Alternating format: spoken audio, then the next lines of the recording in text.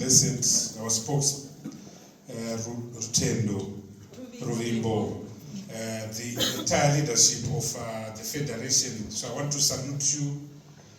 This meeting was called at very short notice, but you've got the numbers here. And for me, it's a miracle that the CDF was only launched after very difficult circumstances on the 5th of March 2026. But here we are building an organization, an important organization. Protecting the constitution is so important. And this is one of the reasons why we've made it clear that this organization is not a political party. It will not be a political party. It is going to oversee and protect the constitution 200 years from now. We have seen constitutions under threat, even in the United States of America. Someone may want to go for a third term. Yet the American Constitution was made in 1774. So it is important to protect the Constitution. So it's very humbling to be here amongst fellow citizens in the diaspora. Our diaspora is very important as Zimbabwe. I consider that at one stage, at some stage, we will reap a diaspora dividend because you are here exposed to first world standards. Many of you are going to universities, acquiring knowledge, and one day that knowledge will benefit a democratic, free Zimbabwe. There are over 6 million, 7 million Zimbabweans outside Zimbabwe. And many of them have left involuntarily, either through political persecution, through economic difficulties, through domestic challenges, through conflict, through attrition. Half the voting population of Zimbabwe is actually now outside Zimbabwe. And 74% of our professionals, our top scientists, our top engineers, our top doctors, they are now in the diaspora. So we've been suffering and hemorrhaging a brain drain in the diaspora. Yet, as Obey has said, you are now making a fundamental contribution to the country's resources. Diaspora remittances are now US $3 billion a year. And that's much more than a foreign direct investment, which is less than $800 million a year. That is now much more than a foreign aid, which with the collapse of the US aid is now less than US $500 million dollars a year. So if the diaspora were to close taps, Zimbabwe would suffer. People would die. The many people that you sent money at home. And because of this position, you must demand a voice. You must demand a stake because you are making a contribution. In the Middle Ages, when the Magna Carta was written in this country, in this very country, people used to say, no taxation without representation. People were paying tax, but parliament did not exist. So people demanded, people like William Pitt, people demanded that surely if we're going to pay tax, we must also be represented. And in the context of the diaspora, it is ironic that you now become the most important source of foreign currency remittances, but you don't have a right to vote. Yet Section 68 of the Zimbabwean Constitution is very clear. It says that every citizen, is that to say every citizen located in Zimbabwe, says every citizen has a right to vote. And surely you must be given the right to vote. But not only that, you must be given a voice because you are making an important fiscal contribution. We are gathered here to discuss the Constitution. The Zimbabwean Constitution, as all of you know, and many of you, I know, you participated in that referendum that was held in March of 2013. Many of you campaigned for a no vote in that referendum that was held in March of 2013. I also know that many of you here also participated in the referendum that was held on the 10th and 11th of February 2000 and rejected the constitution that was an outcome of the Constitutional Commission chaired by the late Chief Justice Godfrey Chitausi. So the battle and quest for a new constitution has been a constant struggle for Zimbabweans. In 1980, when we voted, we were voting to usher in a new constitution. The 1980 constitution ushered in one new democratic right, the concept of one man, one vote, one woman, one vote. The 1980 constitution ushered in another concept, a concept of equality, because before then, hitherto, black and white were not equal. Blacks were not allowed to occupy certain places, to go to certain schools, to own property. Blacks were not allowed to own property. Blacks were not allowed to own property in the rural areas. Even up to now, 48 years after independence, a black man can't have a title deed over his rural home in Lutito, or Chendambuya, or Ngai, or Chorocho. These are things that we fought for. And so in 1980, the fight was about a new constitution. So it's said that in 2026, we're still talking about a constitution. We're still talking about the constitution as unfinished business. But this time in a very regrettable manner, because they are now reversing the gains of 2030. But not only that, they are also reversing the gains of 1980.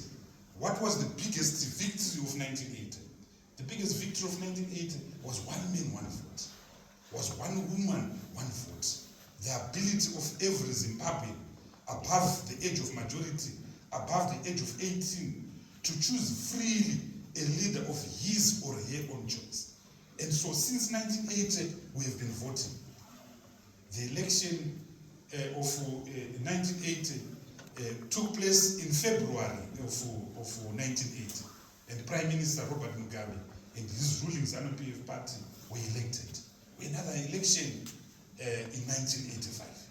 We had another election in 1990. We had another election in 1995, and the presidential election in 1996. We had an election in 2000. And 2000, as all of you know, was very significant. It was the first election that the MDC participated. It was held on the 26th of June 2000. The MDC won 58 seats out of 120. We had the presidential election, which Morgan Richard Changirai won. That was held on the 10th and 11th of March 2001. We had another election in 2008. We had another election in 2013. We had another election in 2018. We had another election in 2023. And in all these elections, we were choosing a president. Or we were told we had chosen a president. Because the president we had chosen in 2018, in 2023, was not the president that was announced. But at least we were voting for a president. Now, come 16 February 2026, the government gazettes Constitutional Amendment Bill number 3 of 2026. And one of the first things it does is to say there will be no direct election of the president. Section 91 of the Constitution is being amended to remove the right of Zimbabweans to choose a president of their choice. And the president will now be elected by 280 members of parliament. And they've argued that, well, South Africa chooses its own president. The United Kingdom, it is parliament that chooses its own prime minister. The prime minister is not elected directly by direct vote. But these are false arguments. These are false arguments because our legacy, our fight, the fight we won in 1980 was the fight that would choose a president of our choice. The use of South Africa as an example is wrong and dishonest. Because South Africa has got strong institutions. Dara Blessed was speaking about the judiciary. The judiciary is a strong institution. In South Africa, it is independent. Only a few weeks ago, that Constitutional Court, in a very, very powerful judgment, set aside a decision by Parliament that said we could not impeach the president. Tell me, which judiciary in Africa do you think can make a decision that amounts to basically firing the president? So South Africa has got strong institutions. South Africa also has proportional representation. Proportional representation is a way of choosing people based purely on proportion. And it allows small parties to win and to have a voice. It allows minorities to win and to have a vote. So it is a totally different system. You know how gerrymandered constituencies are in Zimbabwe. The 2023 delimitation report was one of the worst delimitation reports ever. Harare, for instance, was supposed to get 34 seats by virtue of the population alone, but it ended up getting 29 seats. The same applies to urban areas like Mutare, urban areas like Gweru. They actually lost seats to rural areas. And now in this same bill, they are proposing to take away the power of delimitation from the Zimbabwe Election Commission to a committee, an executive committee, meaning that all urban areas will be slapped in rural or semi-rural areas, so that there will be very, very few urban seats to contest. We can't trust that. We can't trust that. We demand that we continue voting for our president. The other thing that we fought so dearly, particularly in 2013, and this was one of the mischiefs that we sought to deal with in 2013. It was the mischief that power was not changing hands in Zimbabwe. We had a crisis of leadership. In 1980 to 2017, we had one leader. So in 2013, we said we want to guarantee that power moves from one individual to another individual. And to do that, we proposed term limit provisions. So in Section 91, Section 95, Section 96, Section 158 of the Constitution, we say the president shall have a term of office, and that his term of office his term limit is 5 years. And if we like you, to sign, we give you another 5 years to make a total of 10 years. We did this in order to generate change, because change is the only ultimate constant. Many of you go to new jobs. Imagine what you do when you are in a new job. You work so hard. Imagine what happens when you have a new teacher, a new lecturer. There is extra energy, there is extra synergies. In this country that we are in, they change prime ministers like diapers. They are so used to changing prime ministers. That's their tradition. That is their. So while they might not have a constitutional term limit, they have a term limit in the form that they hold the prime minister to account, and at the slightest misdemeanor, a prime minister is gone. The last Tory government, I don't know how many prime ministers, one lasted 45 days. You know what I'm talking about, because you live here. So that is their tradition. Now in Africa, because we don't trust you, we put it in our document, the Constitution. Remember, the Constitution is an agreement. So we said, you do 5 years. If we like you, we give you another 5 years, then you go away. It is said, fellow defenders, that Zimbabwe since 1980 has only had 2 leaders. Only 2 leaders. If you go to Mozambique, which became independent 5 years before Zimbabwe was independent in 1975, they had Samora, Machel. They've had President Joaquim Chissano. They've had President Gebuza.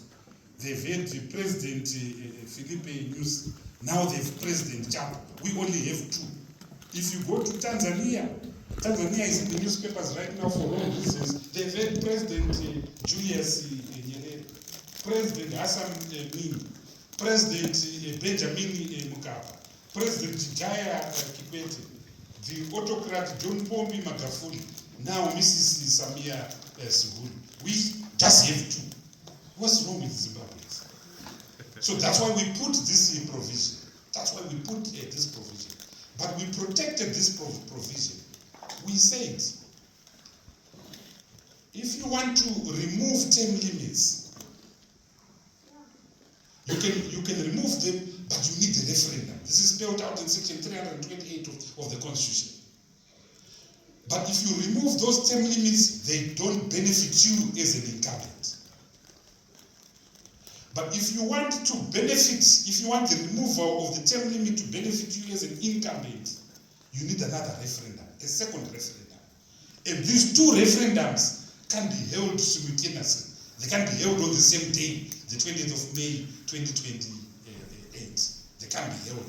They will have to be held on two separate dates. And the reason why we did that was to make sure that no one would ever think about it. Because even you can't fool us in two referendums. That was the idea of that. Now they bring in Constitutional Amendment number 2 and say, notwithstanding the provision of Section 328, the President will be there until 2030. Even they actually don't say 2030, they just leave it blank, meaning that we could have a president for life. We could have a new Munumutapa. You know the Munumutapa Empire. The Munumutapa Empire was established 200 years after the birth of Christ. They built the great Zimbabweans. Munumutapa Chigwangu, Munumutapa Kutamadzuka, Munumutapa Mavudzi. That empire collapsed in 1450. So someone now wants to take us back to 200 AD and establish a Munumutapa. And this is why we have some of these shenanigans. But one should ask, why are they doing this? What, for instance, is the interest of ZANU-PF in removing the electoral college from 17 million Zimbabweans to 280 people? Surely ZANU as an institution, it cannot be concerned about that. After all, by hook or crook, by force or otherwise, by theft or otherwise, they've been winning a presidential election. So one must ask, why are they doing it? And the reason is very simple. The ZANU we know has now been captured by cartels, by syndicates, by Zigananda, who are not electable, not even in their own houses, with their own children, will they be elected? So because they are not electable, but because they've been going to State House so much, they are now so proximate to power, they now think, I can occupy that seat. But they are unelectable, so they must manipulate the electoral system in the electoral college to narrow it to 280 people.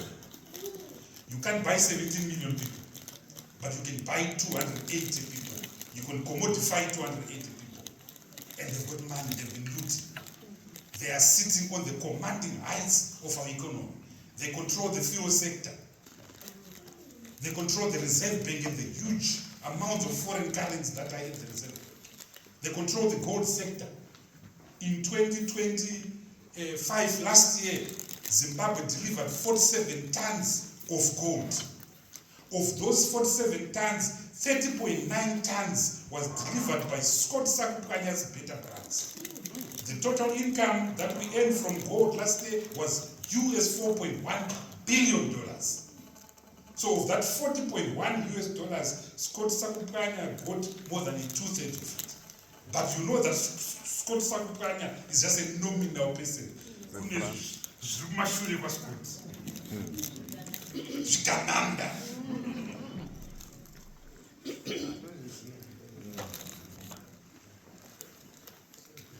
They control roads and road contracts.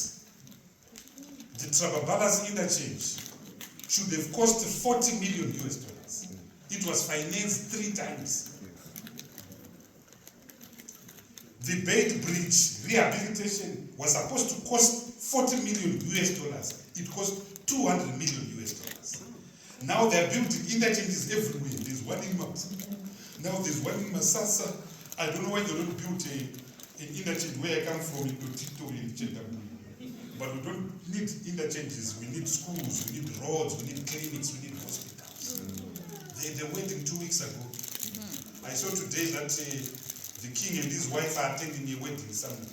I can tell you $30 million will not be distributed today at the wedding that King Charles is attending. You saw them. How does a civil servant, a permanent secretary, donate 250,000 plus 250 pregnant cows at a wedding? How does that happen? In what part of the world?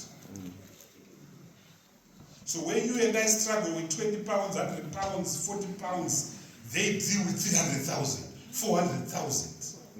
Motor vehicles that even in a first world country like this, I don't say, I've never seen a Rolls Royce car and I don't know what it looks like.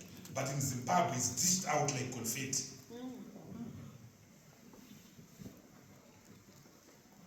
My office, to go to my office in town,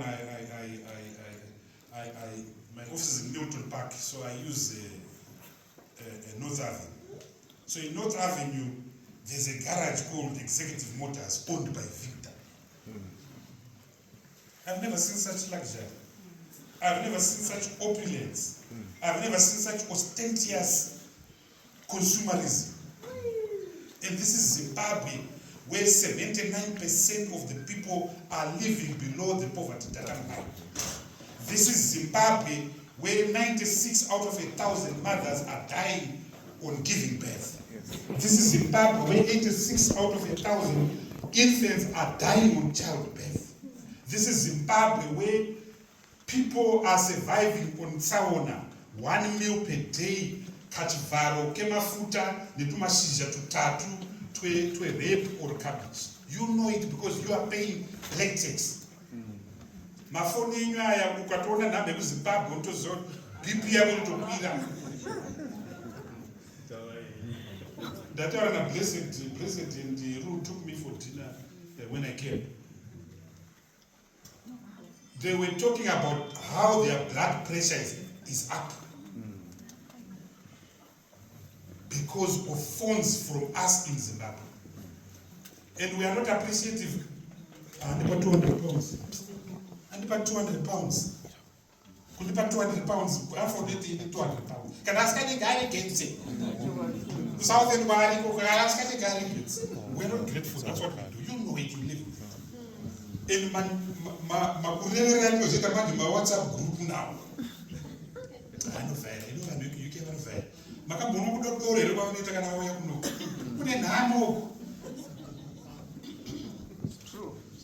So our people are suffering, and you are carrying the burden of our people that are suffering. You've got multiple dependents. So, but in that sea of poverty, you have people that have contracts. The Geopomona contract, $7 million is being paid per month. Yes, the Geopomona contract. $7 million is being paid per month, $22,000 per day. So you have super first world corruption on the back of a little third world economy. And that is why we have GAP 3. That is why it has nothing to do with everything that they are saying. It has everything to do with continuing to loot. A luta continua is the philosophy and center of gravity of GAP 3. And there are other things that cannot be explained. Why, for instance, would they want to remove the gender commission? 56% of Zimbabweans are now women. And 2/3 of households in Zimbabwe are now run by women. Single mothers, divorced women, and widows like my own mother. They are running households. You know that. You are running households. So, but it's a patriarchal society. Our men are abusive. So we need the gender commission, but GAP 3 in its wisdom, or lack of wisdom thereof, says we remove the gender commission.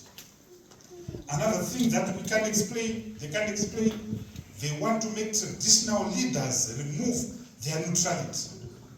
At the present moment, traditional leaders are supposed to be neutral. They can't belong to any political party.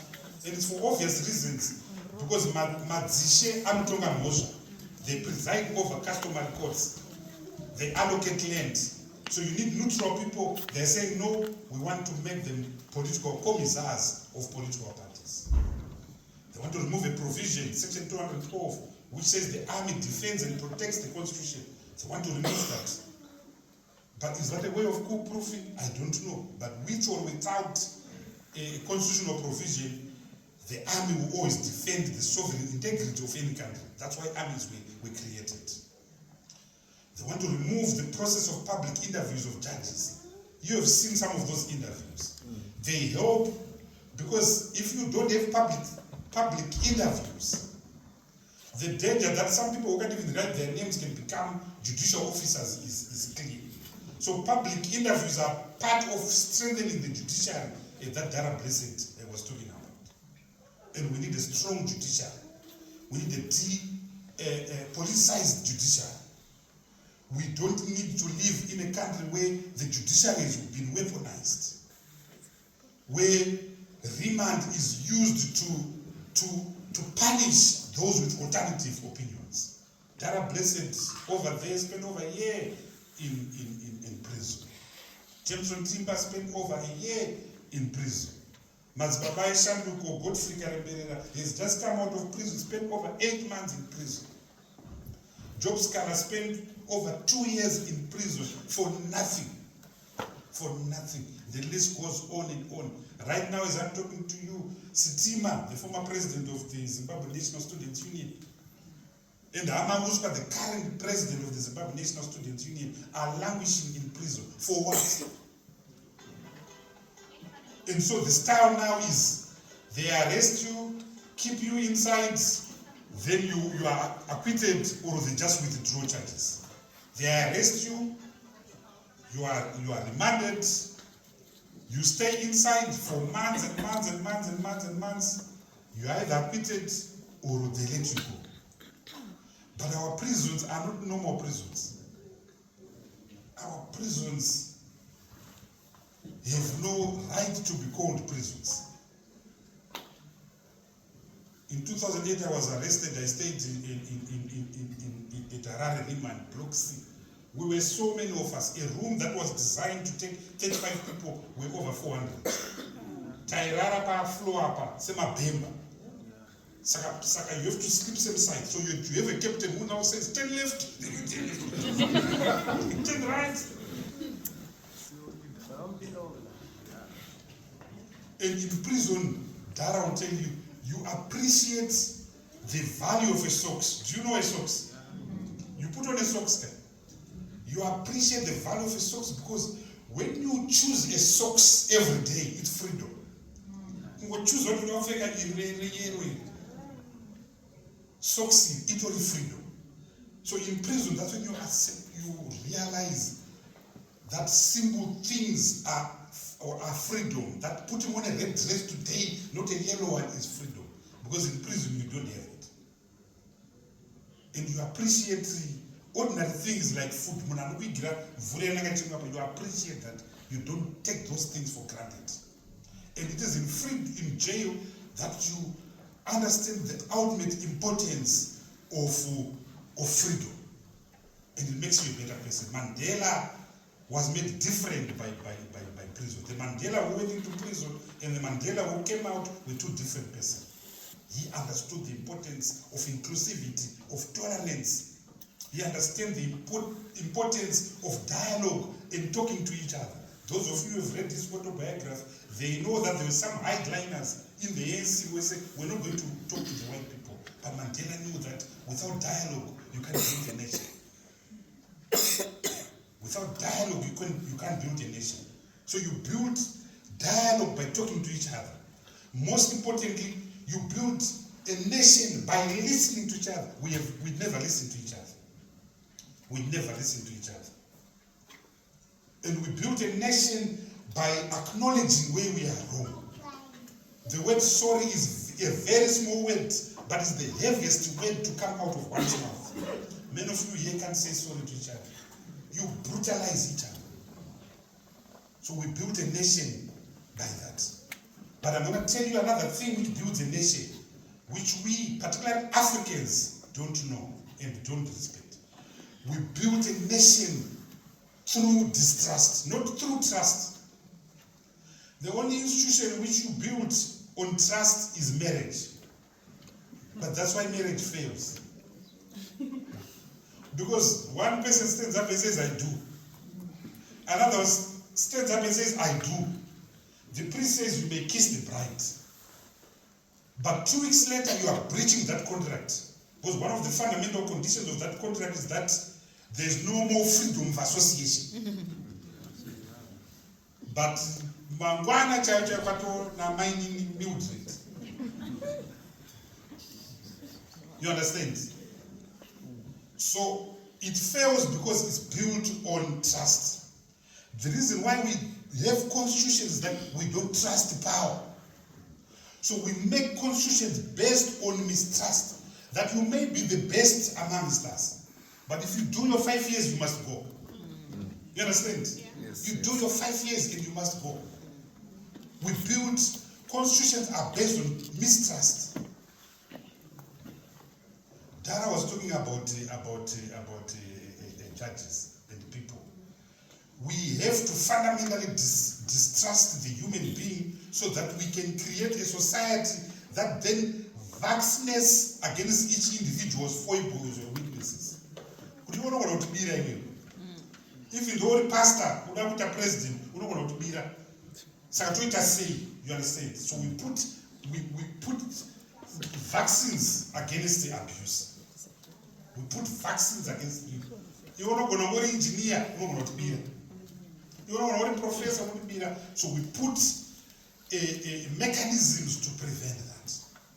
So in a constitution, we need to build a constitution based on mistrust. And in 2013, we did that. We said, we don't trust you, so you have your 5 years. We don't trust you. We are going to force you to choose a running mate that you want. Running mate wako omuda iwe. You remember that? Yes. So that ukafa or ukaenda, that person takes over from you. Because we don't trust you, and we don't trust your political party. And that brings stability. If Donald Trump resigns or goes away, J.D. Vance will take over. And there's stability, there's predictability. So we are mistrusting you.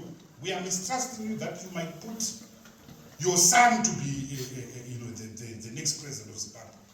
But the country is not private property. You might put your wife to be the president. But the country is not private property. You might put your mistresses there as the next presidents, but the country is not private property. So the 2013 constitution is a decent constitution because it was built on mistrust. Most of us are Christians here. I don't know why dictators don't understand that the Bible itself is about change and continuity. You see Adam in the first few chapters of Genesis. You don't see Adam in the book of Revelations. In fact, in the book of Genesis, there are so many characters who just die and end in the book of Genesis. Jesus himself was here very briefly, 3 years, and he was gone. In fact, the New Testament is dominated more by Paul than by Jesus himself. There is continuity. But you don't find Paul in the book of Revelations. That's change. That's continuity. And with continuity comes improvement. With continuity comes new ideas. With continuity comes new freshness. And that is the challenge. That is the tragedy of Africa. That is the tragedy of Zimbabwe, where people think they are chained to the seat of power. Kusungirirwa Portugal. I once said in a public meeting in South Africa that why is it that we Africans are good at long distance running but not at relays? And the answer is very simple. We can't pass on the button stick.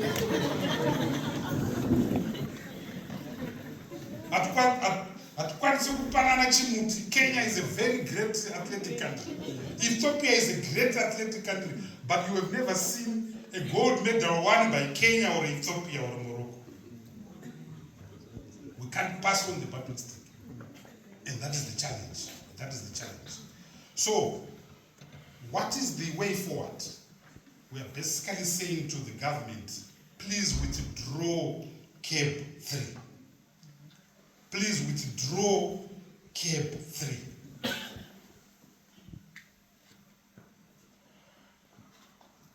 Referendum tinozotaura, just withdraw it for the second piece of Zimbabwe, withdraw Camp 3. Because now you've divided the nation, left, right, and center. You've divided the nation. People are angry. People are unhappy. There's violence. There's clampdown. People have been evicted from Zimbabwe. Please withdraw Camp 3. If you are not going to withdraw it, then please respect the provisions of our constitution, which demand 2 referendums. But if we are going to have those 2 referendums, there must be conducive conditions in a conducive environment for conducting the referendum. We in the CDF, we've given application notifications of our public meeting, more than 200. We've not been allowed to have a public meeting. We've actually even been arrested for having a private meeting in town to discuss the constitution. When Professor Maduku have been beaten up. Young students are in jail right now as I'm talking to you. So you can't open a debate. But you don't allow people to debate about it. We had those public consultations of Parliament on the 30th and 31st of March. They were a fuss. They were a fuss in Bulawayo at City Hall.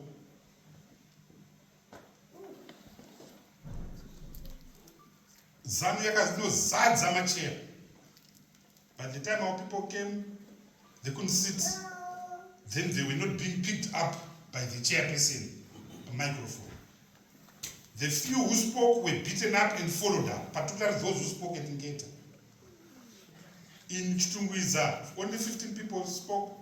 4 people tried to say we're against it. They were chucked out of the room.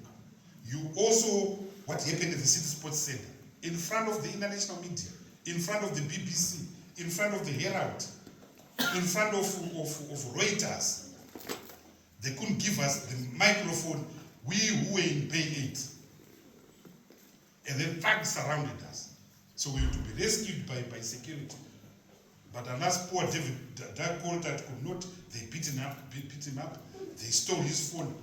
We know who stole his phone. He's a member of the Central Committee of ZANU-PF, but he's not been arrested to date. So I ask, if ZANU-PF are liberators, did you liberate people so that you tie them and enslave them to autocracy as you are doing? Surely not. Herbert Rushe Chitempo is standing in his grave. Lookout Masuku is standing in his grave. Joshua Mpapo Kongomo is standing in his grave. Dabaningi Stole, may his soul rest in peace, is standing in his grave. That's not the Zimbabwe that our liberators fought for. That's not the Zimbabwe that Edson Stole died for. That's not the Zimbabwe that over 50,000 people died during the War of Liberation.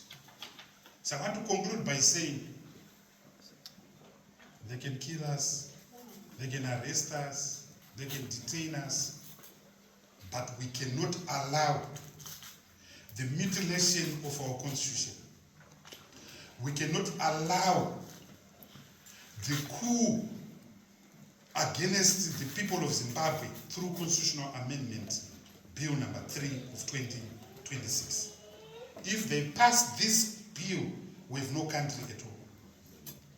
Because this country is now subject to whatever they want it to be, because of the use of the word notwithstanding, which is in clause 4.2a. They can say notwithstanding an election in 2033, we can have it in 2060. So where you have a moving baseline, it's no longer a country. You can't play tennis with a continuously changing baseline.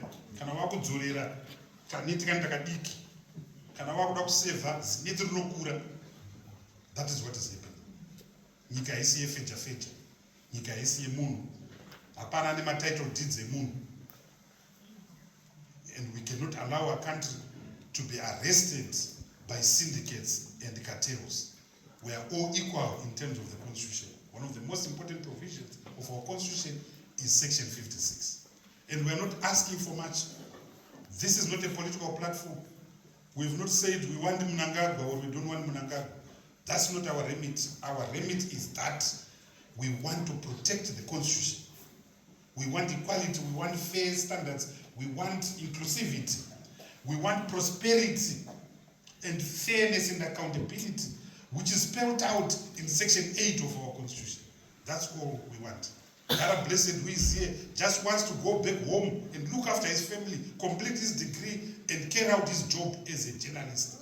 All of you who are here crave for a free, democratic Zimbabwe that will give you jobs, that will look after your children, that will allow you to rest and go on holiday, Nyanga, Victoria Falls, or Brighton, or France. That's all you want. You're not asking for much. We're not asking for much. But we have a government that has no empathy for its people. We have a government that has no love for its people. We have a government that sees the citizen as an enemy. We have a government that has a factory somewhere to manufacture pain and suffering for its citizens. That is not a government suited for purpose. And that's why we need a strong constitution. Because a strong constitution allows us to hold to account that government. A strong constitution ensures standards in free and fair elections, strong institutions that Dara was talking about. And that's what we're asking for. And it's not too much to ask. You live in these modern societies. I was in London, I think the day before yesterday, and the motorcade, passed where I was. I think it was. I was with Edgar Mafusela. I think it was the Prime Minister. They were just 4 cars. In Zimbabwe, there would have been 100 cars. Poor people.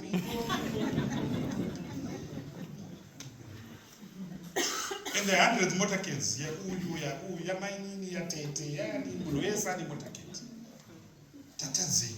What crime have we committed? We just want to live a simple life, but with opportunities. Yes. If I've got my son who wants to be a doctor, he must have that opportunity. If I've got my daughter who wants to be a rocket scientist, he must have that opportunity. Now in Zimbabwe, the only job that is there, kukorokos. The only job that is there, kutegesa matomato. 9-year-old girl children are prostituting themselves in places like Epworth. 15-year-old children are dropping out of school. In some places, particularly the Midlands, as high as 40% of school-going children are dropping out because of poverty. We want a better Zimbabwe. But a better Zimbabwe starts with a constitution. A better Zimbabwe starts with a solid constitution that protects its citizens. A better Zimbabwe starts with a leadership that loves its people, that fears its people. It's not good enough just to love the people. You must also fear them. Because if you fear them, then you respect that they are my bosses, these people. They can account for me in the next election. And that way, you will make policy decisions in their favor. If you are going to allow $4 billion to be stolen out of the public coffers, it means that you don't love people, but also you don't fear them. So part of the thing that we are also lacking as Zimbabweans is that we don't have the agency, the capacity to act for ourselves, to defend ourselves. That's why my call at the beginning, which I'll end up with, is that you in the diaspora must accept your rights. You are paying for that economy. US $3 billion remittances is not a joke. So if you are paying, you must also have representation. You must also have a bigger say in that country. In the Zimbabwean diaspora, I spoke about the diaspora boom. You are very much unlike most diasporans in the world. I've studied India. The average diaspora in places like that doesn't have an intention of going back to settle. All of you, I know, you want to go back home. netumba torikoko muri kuita sei mamortgage mahomelink mazuvano maakuvaka kumaruzevha masabha techikuonai pamayoutube. That's what you're doing because you love your country. Yeah, you love your country. It's your home. Very few of you think I want to be buried here. So if you love your country must give you a voice because you are giving that country something in return, your ideas and your contributions. I thank you very much and I wait for your questions.